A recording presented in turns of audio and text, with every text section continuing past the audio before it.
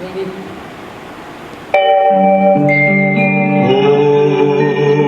शांति शांति।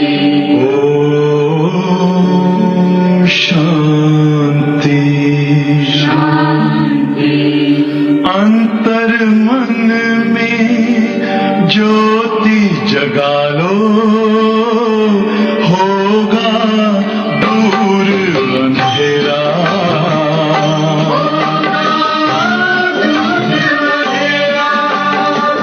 शिव का कर लो ध्यान, आ रहा पावन पुण्य सवेरा।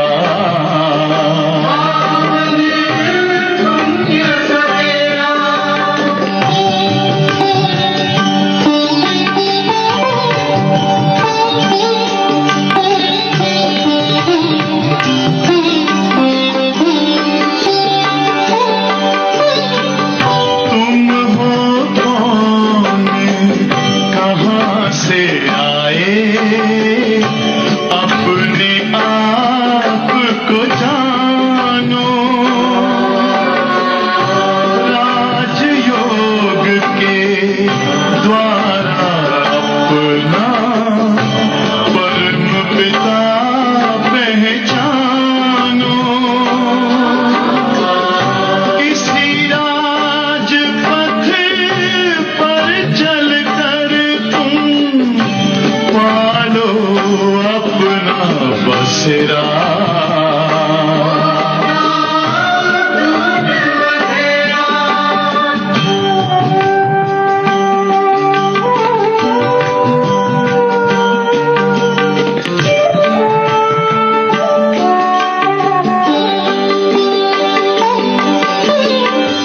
तुम हो आत्मा तन से प्यारे, परमात्मा को प्यारे।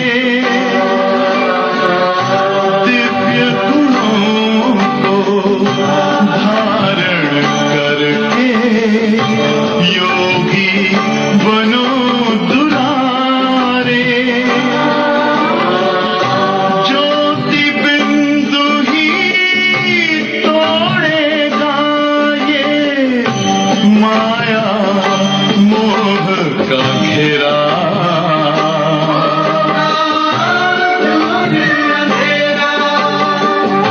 अंतर मन में ज्योति जगा लो, होगा दूर अंधेरा।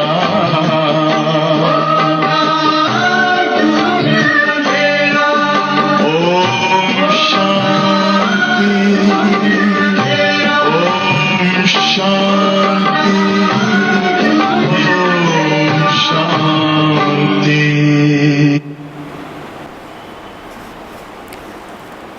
ओम शांति।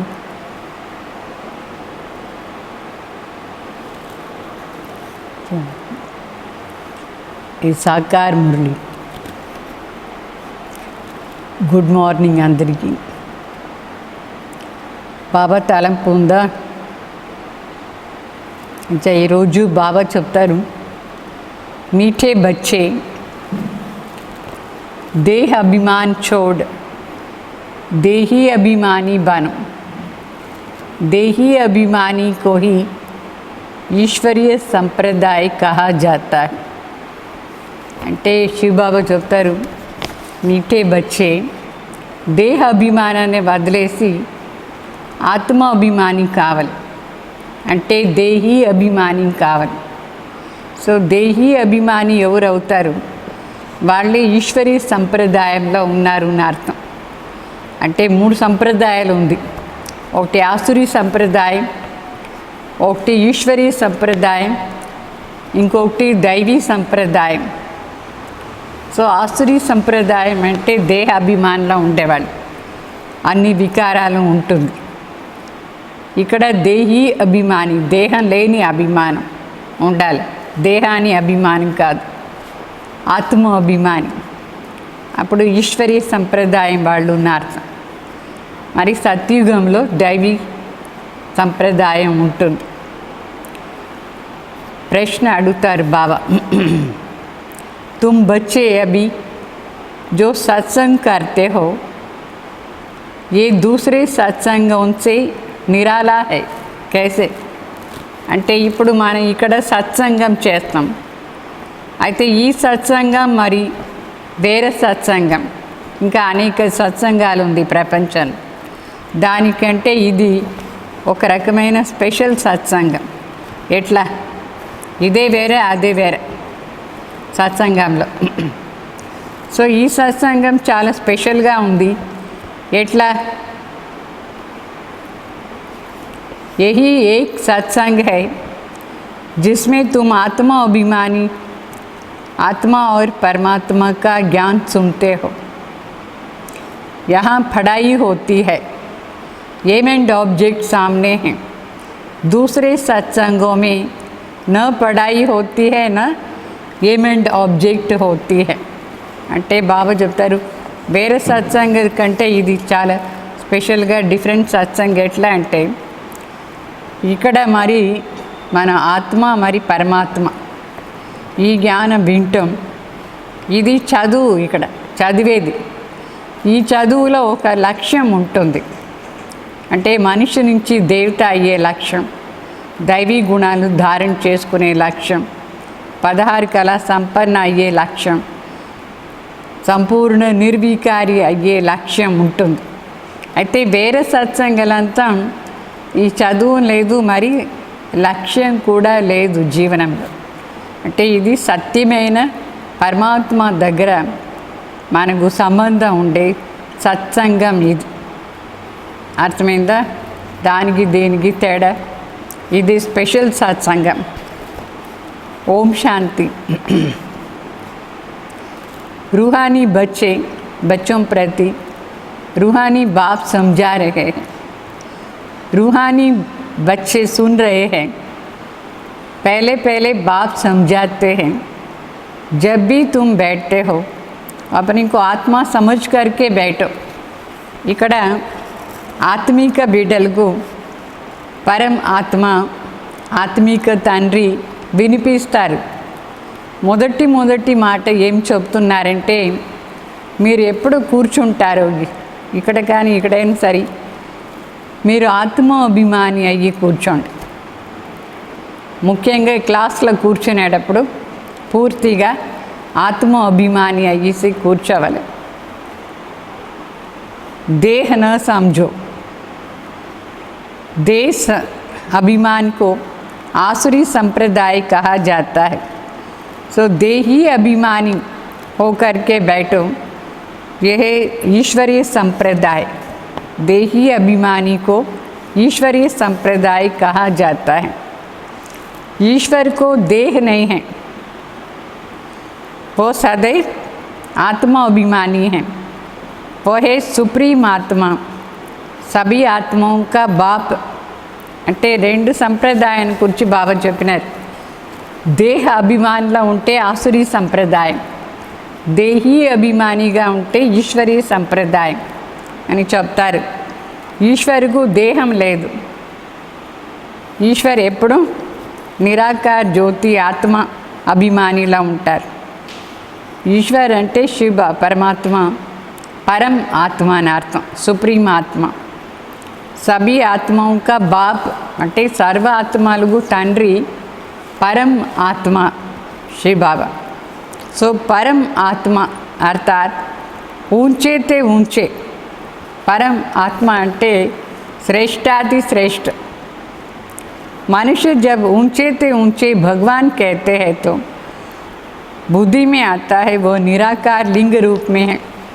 అంటే మనుషులు ఎప్పుడు పరం ఆత్మ అని చెప్తారు వాళ్ళ మనసులో ఏముంటుంది నిరాకార బుద్ధిలా ఉంటుంది అంటే లింగ రూపాన్ని వాళ్ళు చూస్తారు లింగ రూపం తో నిరాకార అంటే లింగ రూపంలో పూజ చేస్తారు పరమాత్మకు దేహ ఆకారం లేని కారణించి లింగాకారాన్ని పూజ చేస్తారు ఆ లింగాకారం అంటే దేహం లేని ఆకారం ज्योति बिंदु परमात्मा निराकार वो है परमात्मा यानी सभी आत्माओं से भी ऊंचा है वो भी आत्मा है परंतु ऊंचा है. పరమాత్మ కూడా ఆత్మనే. ఆత్మ అంటే మనసు బుద్ధి సంస్కారం ఉంటుంది, చైతన్యం. సో పరమాత్మ కూడా చైతన్యమే, మనసు బుద్ధి సంస్కారం ఉంది. అయితే సర్వ ఆత్మల్లో శ్రేష్టమైన ఆత్మ పరమాత్మ. అందువల్ల పేరు వచ్చింది పరం. పరం అంటేనే అందరికంటే శ్రేష్టం అంట. వాళ్ళకంటే శ్రేష్టం ఎవరు లేదు అని అర్థం. ఎందుకంటే వాళ్ళు జన్మ మరణ రహిత, జన్మ మరణల రారు. బాకీ సబ్ ఆత్మాయే పునర్జన్మ మే ఆती है. సభీ హే రచన. మిగతా వాళ్ళందరూ పునర్జన్మలో వస్తారు. సో వీళ్ళ పునర్జన్మలో వచ్చే వాళ్ళందరూ రచన అని అర్థం. శివబాబా ఒకరే రచయిత, తండ్రి. తండ్రిని రచయిత అని చెప్తారు కదా. బ్రహ్మ విష్ణు శంకర్ కూడా రచననే అవుతారు. వాళ్ళని రచన చేసింది ఎవరు? నిరాకార్ పరంపిత పరమాత్మ రచయిత. మనుష్య సృష్టి మొత్తమే రచన అని అర్థం. రచయిత తండ్రి. సో రచత రచన. రచత అంటే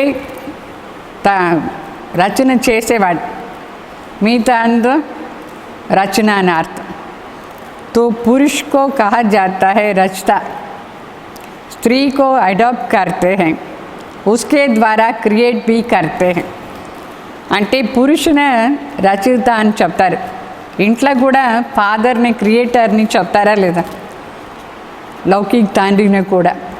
వాళ్ళు ఏం చేస్తారంటే ఒక స్త్రీని అడాప్ట్ చేసుకొని అంటే మ్యారేజ్ చేసుకుంటారు. అడాప్ట్ చేసేదంటే అక్కడ మ్యారేజ్ చేసుకునేది అని అర్థం.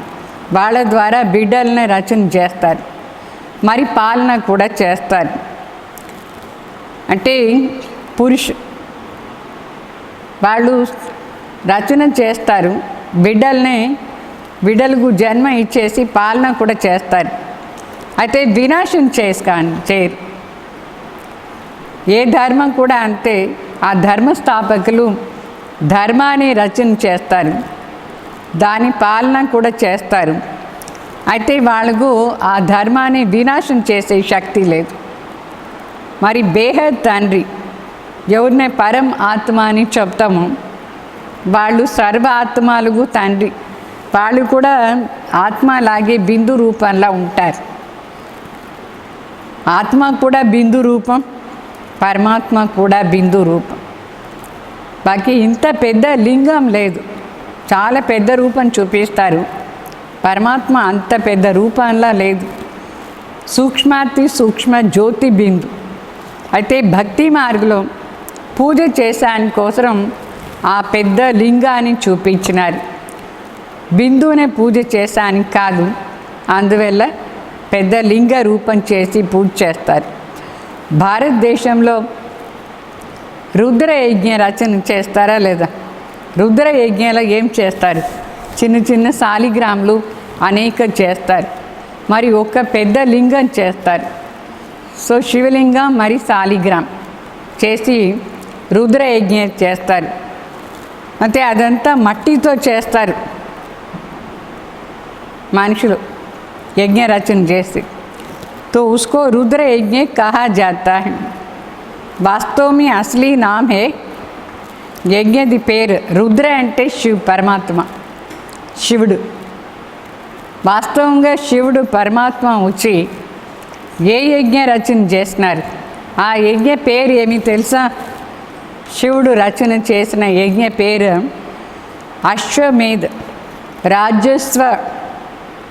అశ్వమేధ అవినాశి రుద్ర గీత జ్ఞాన్ యజ్ఞ. అర్థమైందా? శివుడు రచన చేసిన యజ్ఞ పేరు ఏమి? రాజస్వ, అశ్వమేధ, అవినాశి, రుద్ర, గీతా ज्ञान यज्ञ అని చెప్తారు. जो शास्त्र में लिखा हुआ है, ये विषय शास्त्రంలో ఉంది. तो अभी बाप बच्चों को कहते हैं अपने को आत्मा समझो, और जो भी सत्संग है उसमें आत्मा और परमात्मा का ज्ञान नहीं है. न दे सकते भी, वहाँ कोई एम एंड ऑब्जेक्ट भी नहीं है.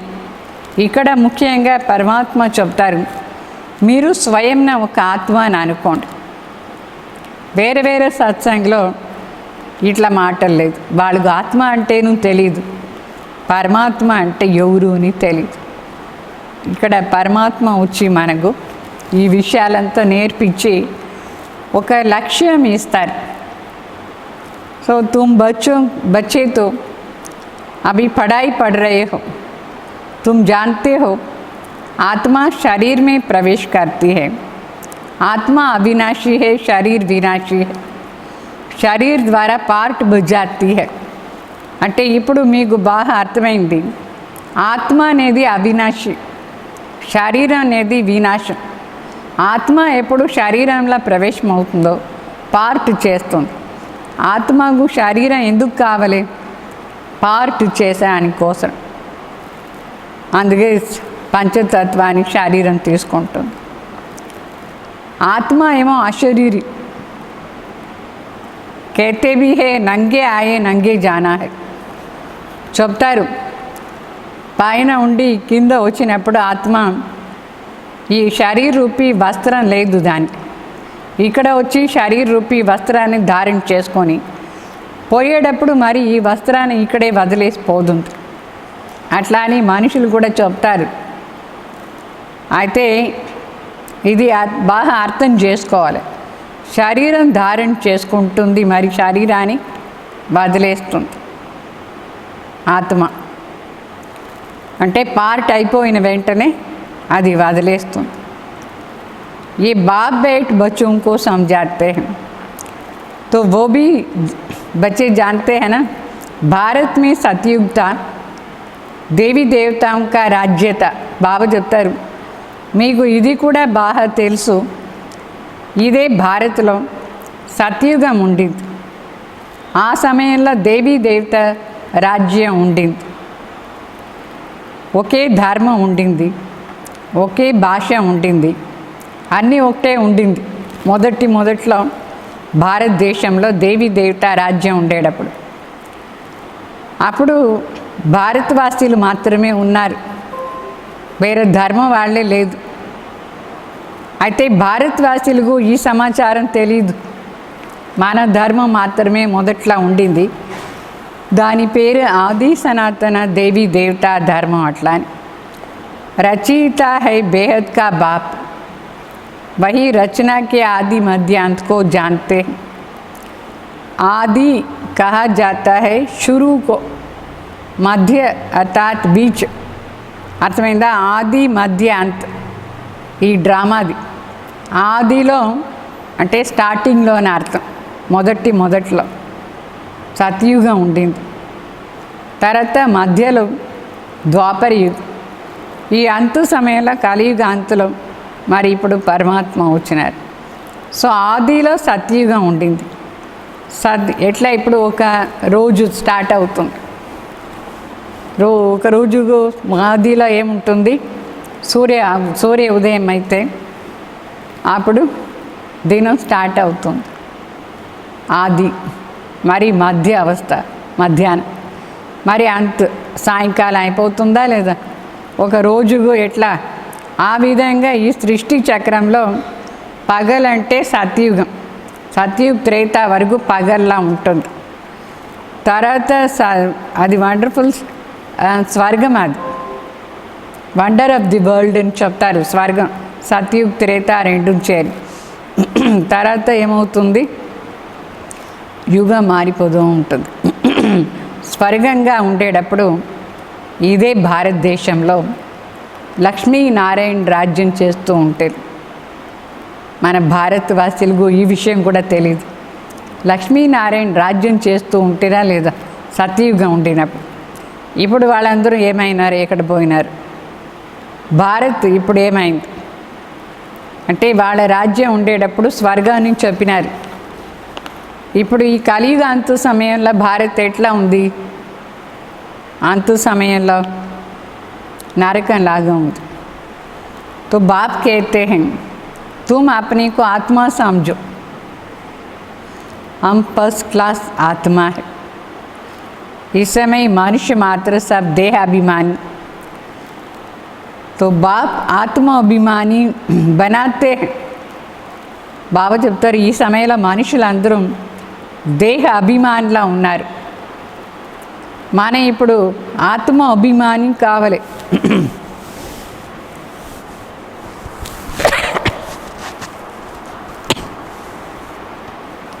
ఆత్మ అంటే ఏమి?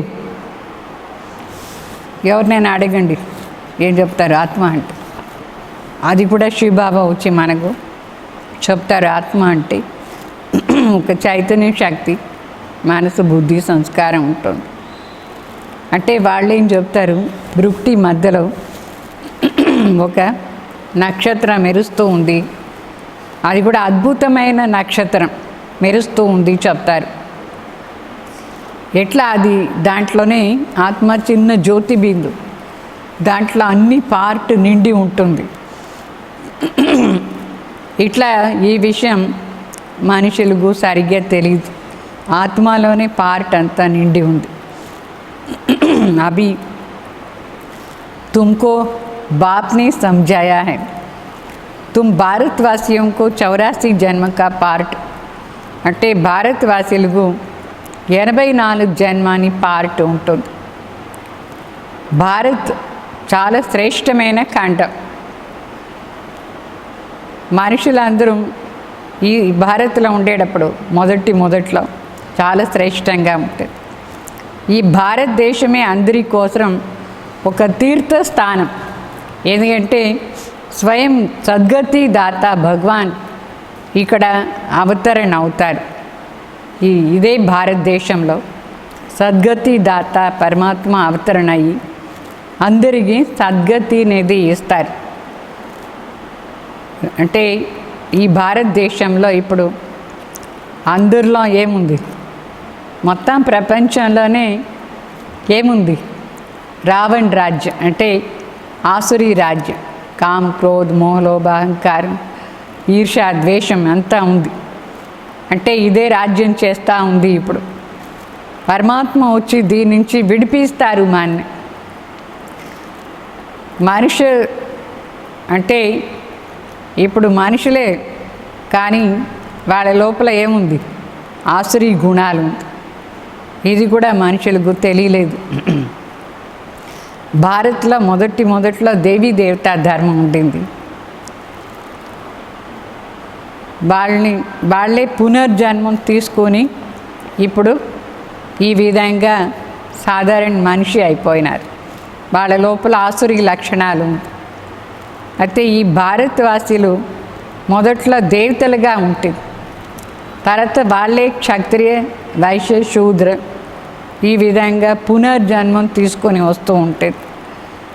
ఈ జ్ఞానం కూడా పూర్తిగా ఎవరికి అర్థమవుతుందంటే, ఎవరు 7 రోజుల కోర్సు బాగా వింటారు వాళ్ళకే ఇదంతా అర్థమవుతుంది.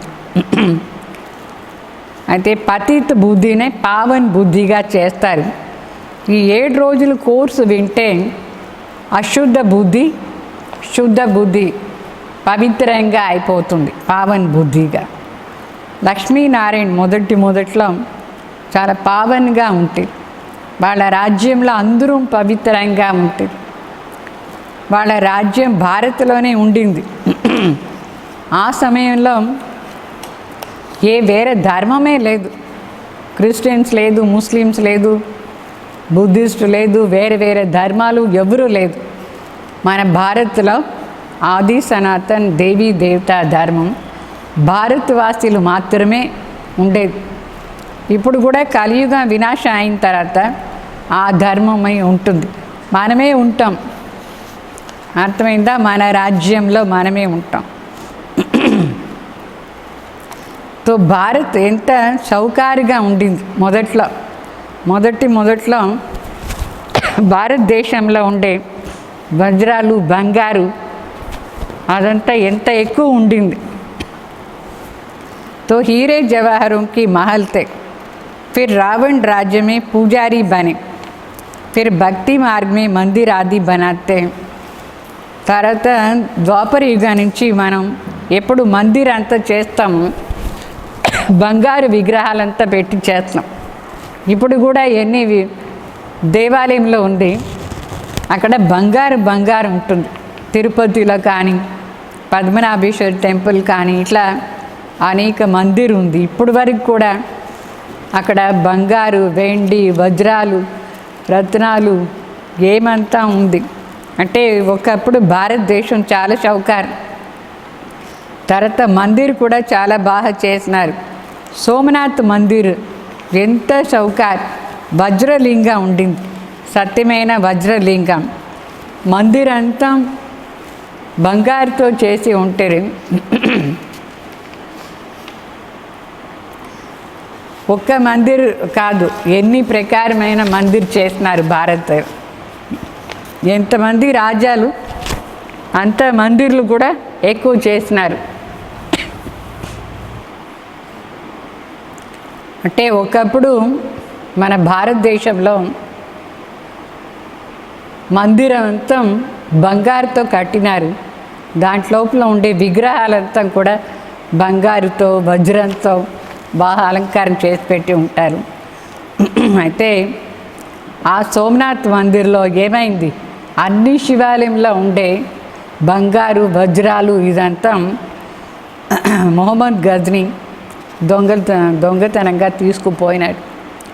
ఎన్ని వంట నిండా इतने माल थे, ऊँट भर भर के लेके गए, लाखों ऊँट ले आए और भर के लेके गए. ఎన్ని వంట తీసుకొచ్చి దాంట్లో మన మందిరంలో ఉండే సామాన్లంతా నిండించుకొని పోయినారు వాళ్ళ దేశాన్ని. లక్షలు వంటలు, దాంట్లో ఒక్కొక్క దాంట్లో ఎన్ని టన్నులు బంగారు, ఎన్ని టన్నులు వజ్రాలు అంతా పోయింది భారత్లో ఉండి. तो सतयुग में सोने हीरे आदि सब अनेक महल होता है. సత్యయుగంలో మరి ఇదే భారత్లో బంగారుతో, వజ్రాలతో మహల్, ఎన్ని మహల్. మొత్తం భారత్ అంతా ఏ ఇల్లు చూసినా సాధారణ ఇల్లు కాదు, పెద్ద పెద్ద మహల్. సో అంటే బంగారుతోనూ చేసి ఉంటారు, వజ్రాలు దాంట్లో పెట్టి ఉంటారు. ఎవరిది సాధారణ మాటనే లేదు అప్పుడు సతయుగం ఉండేటప్పుడు. మరి ద్వాపర యుగం వచ్చినప్పుడు మనం ఇల్లు ఇది కడదాం, దేవాలయం కడదాం. ఆ దేవాలయం పరమాత్మ కోసం ఎంత బాగా కట్టి ఉంటుంది. ఎవరు వచ్చి తీసుకుపోయినారు? ఎవరు? మొహమ్మద్ గజ్నీ. ద్వాపర యుగంలో ఎన్ని మహల్ ఉండింది. అయితే ఆ సమయంలో ఏం జరిగిందంటే భూకంపం వచ్చింది. ఎప్పుడు దేవీ దేవతలు తన మర్చిపోయి ఆ పవిత్రతని పోగొట్టుకునేస్తారు, దేహాభిమానంలో వచ్చి కామ్ వికారంతో చూస్తారు పరస్పరంగా. ఆ సమయంలో పెద్ద భూకంపం వస్తుంది.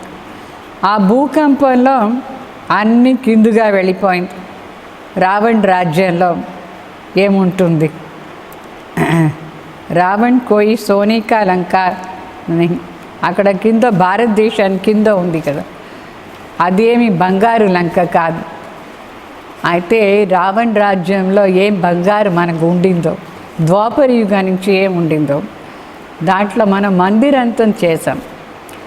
అయితే మనది ప్యాలెస్ అది ఉండింది, అదన్నీ అర్త్క్వేక్లో అంటే భూకంపంలో కింద పోయింది. బాబా చెప్తారు 100% మన భారత్లో ఎంత షౌకారుగా రైటియస్గా ఉంటారో అంతే ఇప్పుడు ఇర్రిలీజియస్ అయినారు, అన్రైటియస్ అయినారు, పతిత అయిపోయినారు, విశేష అయిపోయినారు. కొత్త ప్రపంచంలో ఇట్లా లేదు, అది సంపూర్ణ వైస్లెస్. ఇప్పుడు ఈ భారత్ ఎట్లా ఉంది? ఇర్రిలీజియస్ అంటే ధర్మమే లేదు, అధర్మం జరుగుతుంది. ఏ పని చేసినా తమో ప్రధాన పని, వికారానికి వశమై చేస్తారు. వికారి అయిపోయింది. ఎంత పేదవాళ్ళు అయిపోయినారు అందరూ. మన భారతదేశంలో. అయితే సత్యుగానే శివాలయంని చెప్తాం. అక్కడ అందరూ చౌకార్, ఎందుకంటే అక్కడ అందరూ నిర్వికారి, అక్కడ అపవిత్రత అనేది లేదు. ఎప్పుడు అపవిత్రత ఉంటుందో అప్పుడు అందరూ పేదవాళ్ళు అయిపోతారు, ఎప్పుడు పవిత్రం అయిపోతారో అప్పుడు అందరూ చౌకార్ అయిపోతారు. మన ఏం కావాలి ఇప్పుడు? చౌకారు కావాలంటే ఒకటి పరమాత్మ జ్ఞానం అనుసారంగా నడుచుకోవాలి, పవిత్రంగా ఉండాలి. అర్థమైందా? బాబా చెప్తారు సత్యుగం వండర్ ఆఫ్ ది వరల్డ్. ఏ ఇల్లు చూసినా బంగారు ఇల్లు, ఎంత పెద్ద పెద్ద ఇల్లు, చిన్న చిన్నది కాదు. మరి దాంట్లో వజ్రాలు అదంతా పెట్టి ఉంటుంది. మొత్తం భారత్లో అట్లా ఉంటుంది. దాన్నే వండర్ ఆఫ్ ది వరల్డ్ అని చెప్తారు. అన్ని బంగారు, చైర్ బంగారు, టీపాయ్ బంగారు అని మొత్తం. అయితే అప్పుడు తక్కువ మంది మనుషులు ఉన్నారు, 9 లక్షలు. ఇప్పుడు కోట్లు ఉన్నారా లేదా? అప్పుడు 9 లక్షలతో స్టార్ట్ అయింది. సో విచారం చేయాలి. తక్కువ మంది మనుషులు ఉండేటప్పుడు మన భారత్ ఎంత సంపన్నంగా, అందరికీ బాగా అన్నీ ఉండింది, సంపూర్ణంగా సంపన్నంగా. మరి బాబా చెప్తారు ఇప్పుడు మనం పురుషోత్తమ సంఘం యుగంలో కూర్చున్నాం.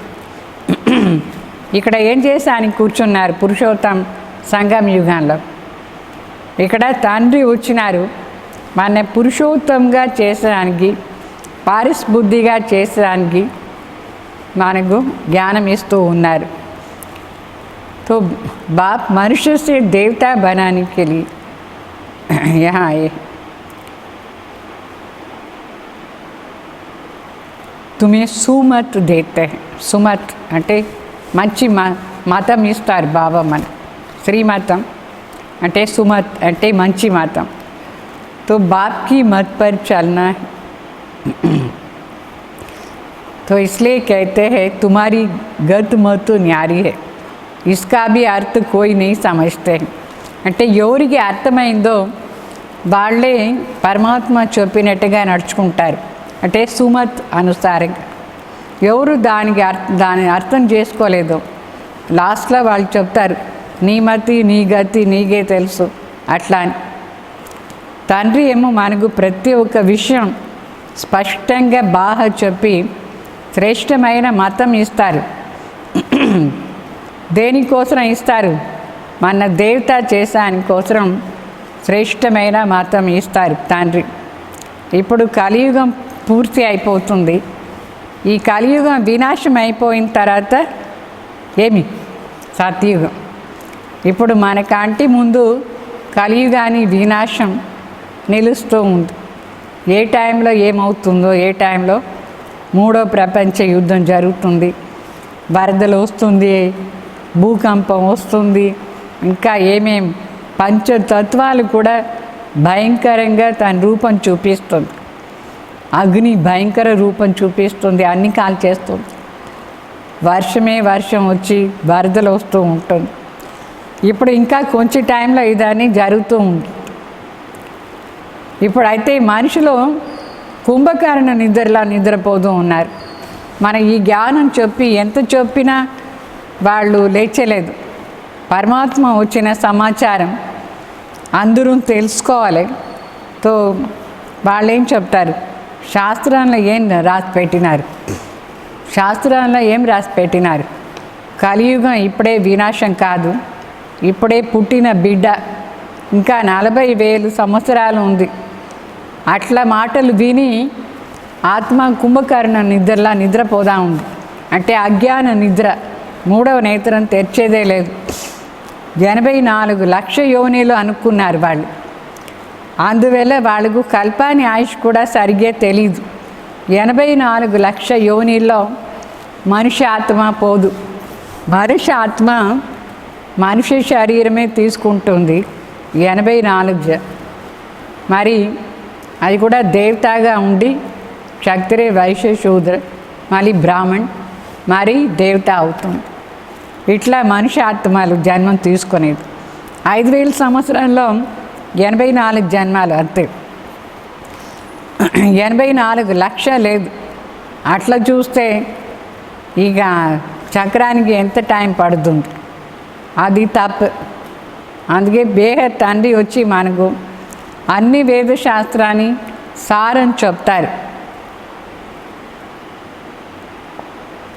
అదంతా ఏం మనం చేస్తూ ఉంటామో దానికి చెప్తారు భక్తి మార్గం. అట్లా వేదాలు చదివేది, శాస్త్రాలు చదివేది, పూజ చేసేది, తీర్థయాత్ర పోయేది, ఇదంతా భక్తి మార్గాని మాటల్లో వస్తుంది. అయితే ఎవరు పరమాత్మని గురించి సరిగ్గా తెలుసుకొని తన జీవనాన్ని శ్రేష్టంగా చేసుకునేందుకు పరమాత్మ జ్ఞానం వింటారు, వాళ్ళు జ్ఞాన మార్గంలో ఉన్నారు. సో జ్ఞాన మార్గం ఒకటి, భక్తి మార్గం ఒకటి. మీకు పరమాత్మ విషయం సరిగ్గా తెలిసి ఉంటే మీరు జ్ఞాన మార్గం. तो इसमें कोई मूंझना नहीं है. ఇది కన్ఫ్యూజ్ అయ్యే మాట లేదు. భక్తి అంటే పరమాత్మ పైన ప్రీతి కానీ సరిగ్గా తెలియదు ఏమి అట్లా అని. అయితే జ్ఞాన మార్గంలో అన్నీ తెలుసు. అందుకే బాబా చెప్తారు, మీరు విచార సాగర్ మంతన్ చేయండి. కల్పాని ఆయుష్ ఎంత ఉంటుంది? 1,00,000 సంవత్సరాలు ఉంటే ఏమవుతుంది? 5,000 సంవత్సరాల్లో ఏమైంది? అంటే బైబిల్లో కూడా ఇది రాసి పెట్టినారు. క్రైస్తు వచ్చేందుకు 3,000 సంవత్సరం ముందు స్వర్గం ఉండింది. 2,000 సంవత్సరం అయిన తర్వాత ఇప్పుడు వినాశం అయిపోతుంది. అట్లా భారత్ది ఒరిజినల్ ధర్మం ఏమి? అసలు ధర్మం, భారత్లో అసలు ధర్మం ఆది సనాతన్ దేవీ దేవతా ధర్మం. దాన్ని మర్చిపోయి హిందూని చెప్పుకుంటున్నారు. సో ఈ ఆది సనాతన్ దేవీ దేవతా ధర్మం అదే కదా ఉండాలి. అయితే ఎందుకోసం అది మర్చిపోయినారు ఆది సనాతన్ దేవీ దేవతా ధర్మాన్ని? కారణం ఏమి? ఎందుకంటే అపవిత్రం అయిపోయింది. దానివల్ల దేవత అని చెప్పుకోడానికి కాలేదు. హిందూ ధర్మం అని చెప్పేశారు. మన ధర్మాన్ని హిందూ ధర్మం అని చెప్పినారు. హిందూ అనేది ఒక ధర్మం కాదు. మన భారతదేశాన్ని పేరు హిందూస్థాన్. ఈ హిందూస్థానంలో ఎవరు ఉంటారు వాళ్ళని హిందూ అని చెప్పినారు. మన ధర్మం ఒరిజినల్గా దేవీ దేవతా ధర్మం. అంటే విష్ణు వంశీ కదా భారత్లో ఉండేది. ఇప్పుడు రావణ్పురి అయిపోయింది. మొదట్లో విష్ణుపురి ఉండేది. విష్ణుపురిగా ఉండేటప్పుడు దేవీ దేవతగా ఉండేది. దేవతలందరూ నిర్వికారి, అర్థమైందా? వైస్లెస్, మంచి బుద్ధి ఉండేవాళ్ళు. మంచి బుద్ధి అంటే సతో ప్రధాన్ బుద్ధి ఉండేది. ఇప్పుడు అందరూ బుద్ధి తమో ప్రధాన్ బుద్ధి అయిపోయింది. విషేస్ అయిపోయినారు. విషేస్ అంటే వికారి అయిపోయినారు. అందువల్ల పూజ చేస్తూ ఉంటారు. తో సత్యుగంలో భారతదేశం నిర్వికారిగా ఉండింది. అప్పుడు వైస్లెస్, ఇప్పుడు విషేస్ అయిపోయింది. ఇది ఈ భారతదేశం ఇప్పుడు పాతగా అయిపోయింది. అన్నీ పాతగా అయిపోయింది. కొత్తగా ఉండేటప్పుడు ఎట్లా ఉండింది, పాత అయిన తర్వాత ఏమైపోయింది, ఈ సమాచారం బాబా చెప్తారు. సో కొత్తగా ఉండేటప్పుడు భారతదేశం స్వర్గం, పాతగా అయిపోయిన తర్వాత ఇదే భారతదేశం నరకం. అంటే దీని గతి ఏమైపోయింది? ఇప్పుడు భారత్ గతి స్వర్గంగా ఉండిన భారత్ ఇప్పుడు నరకంగా అయిపోయింది. సో భారత్ చాలా సౌకార్ దేశం. మొదట్లో భారత్ అంత సౌకార్ దేశం వేరే ఏ దేశం లేదు. ఇప్పుడు ఈ భారతదేశం చాలా పేద దేశం. అందరిని అడుగుతూ ఉంది, సహయోగం అడుగుతుంది, అన్నీ అడుగుతూ ఉంది. వేరే దేశం నుంచి మనకు అన్నీ వస్తుంది కొనేది.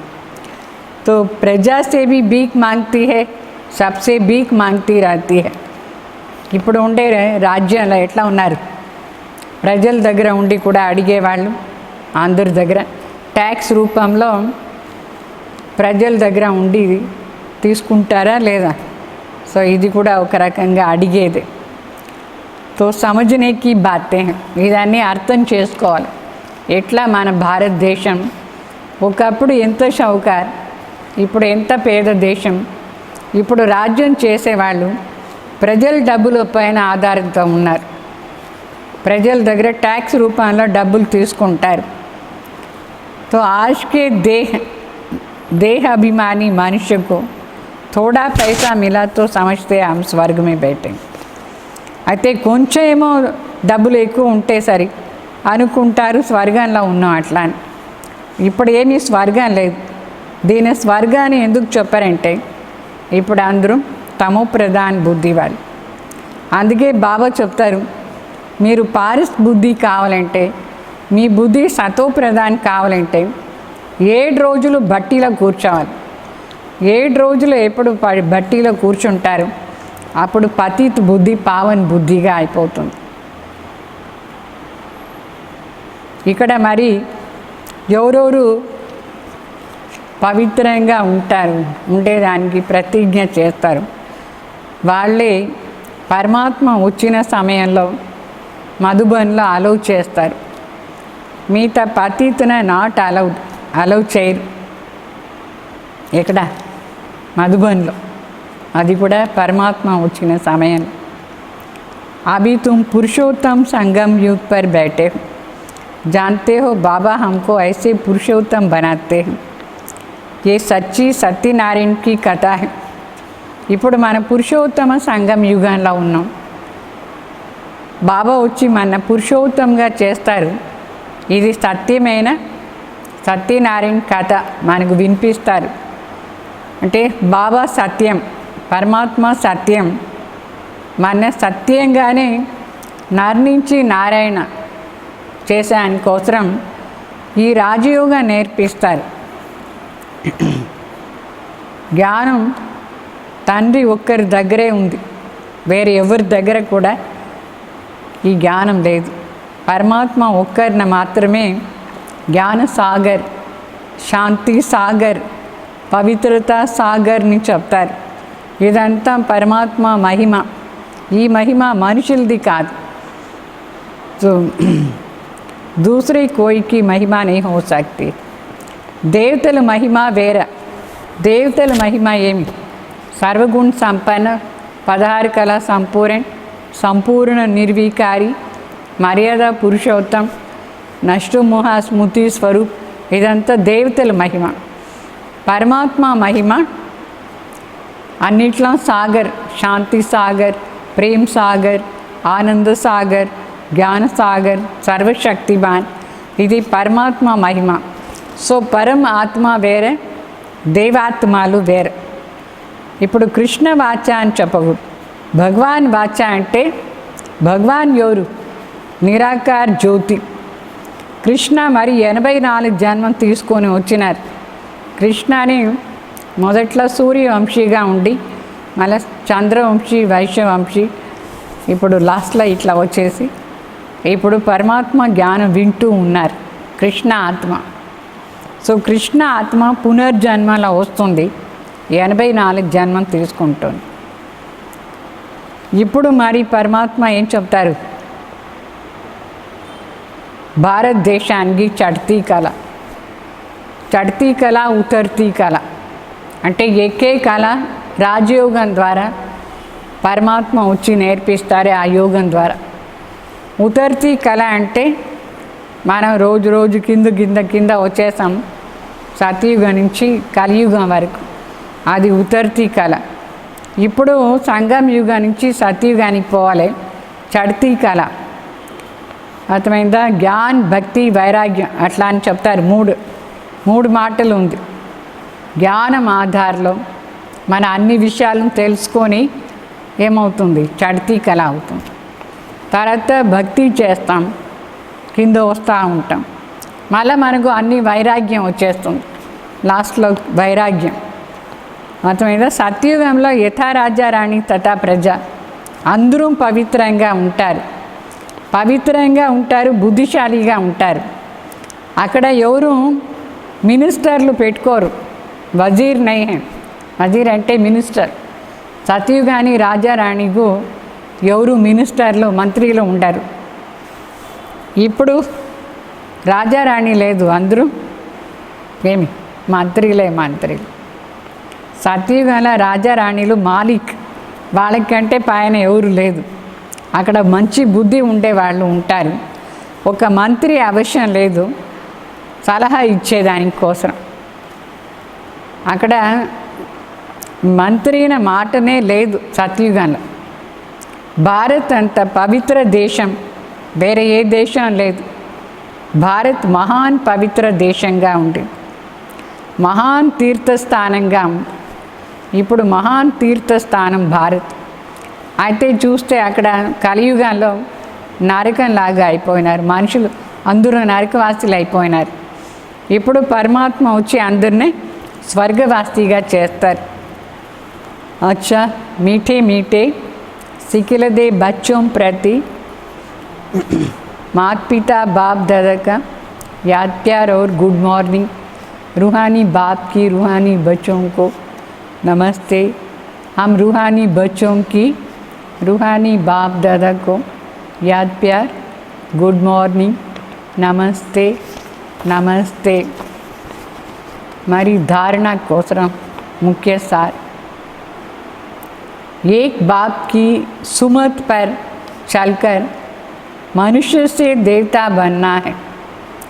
ఒక్క తండ్రి ఇచ్చే సుమతం, సుమత్ అంటే మంచి మతం, దాని అనుసారంగా నడుచుకొని మనిషి నుంచి దేవత కావాలి. ఈ सुहावनी संगम युग पर स्वयं को पुरुषोत्तम पारस बुद्धि बनाना है. బాబు చెప్తారు ఇప్పుడు జరిగే యుగం పేరు సుహావని పురుషోత్తం సంగం యుగం. చాలా మంచి యుగం, కళ్యాణకారి సంగం యుగం. ఈ యుగంలో మనం స్వయం పురుషోత్తం అయ్యే దానికోసం పురుషార్థం చేసి మన బుద్ధిని పారస్ బుద్ధిగా చేసుకోవాలి. సెకండ్ పాయింట్, 7 రోజులు కోర్స్ వింటున్నారా? 7 రోజులు కోర్స్ ఏం వింటారు దాన్ని కంటిన్యూగా ప్రాక్టీస్ చేసేదే బట్టి చేయాలి. 7 రోజులు బట్టి చేసి పతిత్ బుద్ధిని పావన్ బుద్ధిగా చేసుకోవాలి. సత్యమైన తండ్రి సత్యనారాయణ కథ ఏం వినిపిస్తారు దాన్ని విని నర్ నుంచి నారాయణ కావాలి. వరదానం, फरिश्तेपन की स्थिति द्वारा बाप के स्नेह का रिटर्न देने वाले समाधान स्वरूप भव. అంటే ఫరిష్ఠా స్వరూప స్థితి ద్వారా తండ్రి పైన మనకి ఏం స్నేహం అంటే తండ్రికి మన పైన ఏం స్నేహం ఉండిందో దాన్ని రిటర్న్ ఇవ్వాలి. రిటర్న్ ఎట్లా ఇచ్చేది? సమాధాన స్వరూప్ అయ్యేది. పరమాత్మ పైన మీకు సత్యంగా స్నేహం ఉంటే సమాధాన స్వరూప్ కావాలి. फरिश्तापन की स्थिति में स्थित होना ये बाप के स्नेह का रिटर्न है. ఫరిష్ఠా స్వరూప స్థితిలో మనం ఉండేదంటే అర్థం ఏమి? తండ్రి పైన మనకు స్నేహం ఉంది అని అర్థం. ఫరిష్ఠా స్టేజ్లో ఉండాలి. సో ऐसे रिटर्न देने वाले समाधान स्वरूप बनते हैं. इट्ला रिटर्न इच्छे वाले समाधान स्वरूप अवतार. समाधान स्वरूप बनने से स्वयं की व अन्य आत्माओं की समस्याएं स्वतः ही समाप्त हो जाती है. మన సమాధాన స్వరూపులా ఉంటే మన సమస్య అయినా సరే వేరే వాళ్ళ సమస్య అయినా సరే ఆటోమేటిక్లీ సమాప్తి అయిపోతుంది. సమస్యలంతా సమాప్తి అయిపోతుంది समाधान स्वरूप लो. तो ऐसे अभी ऐसे सेवा करने का समय है, लेने के साथ देने का समय है. ఇప్పుడు ఇట్లా సేవ చేసే సమయం సమాధాన స్వరూపులా ఉండాలి. ఇచ్చేదే తీసుకునేది కదా, అందువల్ల ఇస్తూ ఉండాలి. బాబా దగ్గర ఉండి తీసుకోవాలి, మనుషులకు ఇవ్వాలి. इसलिए अभी बाप समान उपकारी बनना है.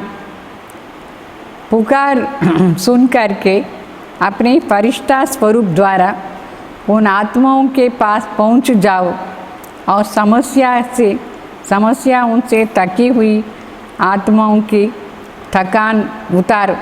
బాబా చెప్తారు పరమాత్మ సమానంగా మన అయ్యి అందరికీ ఉపకారం చేయాలి. పాపం ఎట్లా అరుస్తూ ఉన్నారు మనుషులు, ఎంత సమస్యలు ఉంది పిలుస్తూ ఉన్నారు. వాళ్ళ దగ్గర మనం ఫరిష్టా స్వరూపుల పోయి వాళ్ళకి ఏం కావాలో అది ఆ సమస్యలను దూరం చేసేవాళ్ళు. ఆ దూరం చేసేస్తే ఆత్మలు ఎట్లా అలసిపోయింది సమస్యలు అది దూరం అయిపోతుంది, వాళ్ళు సరి అయిపోతుంది. స్లోగన్ व्यर्थ से परवाह बन परवाह बेपरवाह व्यर्थ से बेपरवाह बनो మర్యాదమే नहीं. బాబా చెప్తారు వ్యర్థాన్ని గురించి పట్టించుకోకుండా ఉండండి. సరే అయితే మర్యాదలను పట్టించుకోకుండా ఉండొద్దు. మర్యాదని సీరియస్గా ఫాలో చేయాలి, వ్యర్థాన్ని పట్టించుకోకూడదు. అర్థమైందా? ఇది ఈరోజు వాణి. మరి హెడ్డింగ్ వినండి. మళ్ళీ బాబా చెప్తారు దేహ అభిమానాన్ని వదిలేసి దేహీ అభిమాని కాండి. దేహీ అభిమానియే ఈశ్వరీయ సంప్రదాయం చెప్తారు. మళ్ళీ బాబా అడుగుతారు ఈ సత్సంగానికి వేరే సత్సంగానికి ఏముంది, ఈ సత్సంగంలో ఏం స్పెషాలిటీ ఉంది? ఈ సత్సంగంలో ఏం స్పెషాలిటీ అంటే ఆత్మ మరి పరమాత్మ జ్ఞానం వింటాం. ఇక్కడ చదివేది లక్ష్యం ఉంటుంది. ఆ సత్సంగంలో లక్ష్యం ఉండదు, చదువు కూడా లేదు. అర్థమైందా? ఓం శాంతి.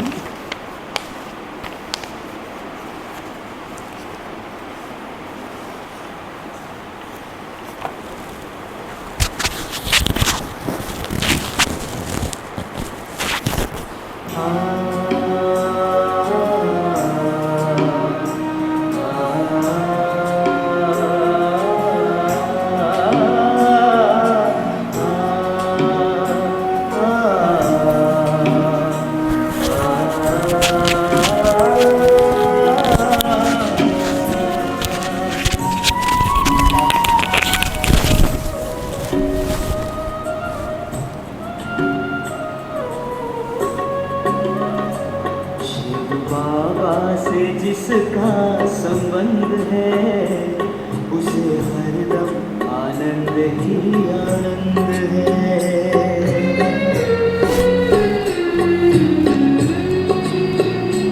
शिव बाबा से जिसका संबंध है उसे हरदम आनंद ही आनंद है।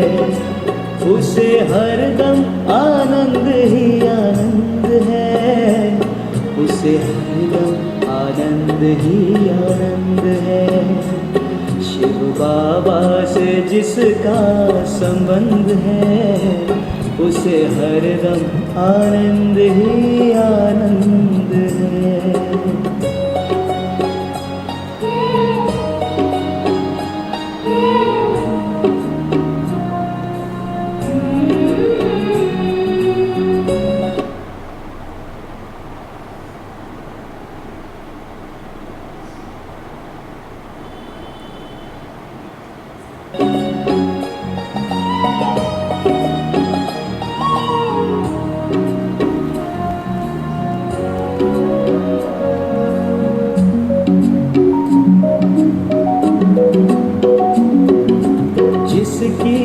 करनी में फूलों से महक है, जिसकी वाणी में कोयल की चहक है। ओ जिसकी करनी में फूलों से महक है, जिसकी वाणी में कोयल की चहक है। बाबा की रजा में रजामंद है, रजामंद है। उसे हरदम आनंद ही आनंद है। उसे हरदम आनंद ही आनंद है। शिव बाबा से जिसका संबंध है उसे हरदम आनंद ही आनंद है।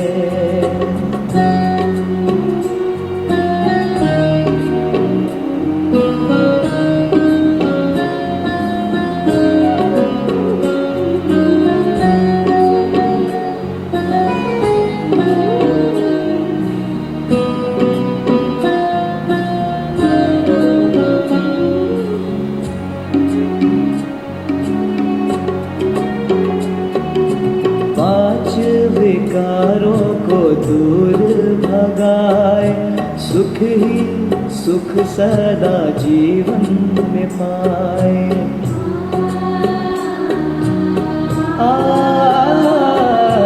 पांच विकारों को दूर भगाए, सुख ही सुख सदा जीवन में पाए। ऐसा बच्चा बाबा को पसंद है, बाबा को पसंद है, उसे हरदम आनंद ही आनंद है, उसे हरदम आनंद ही आनंद है।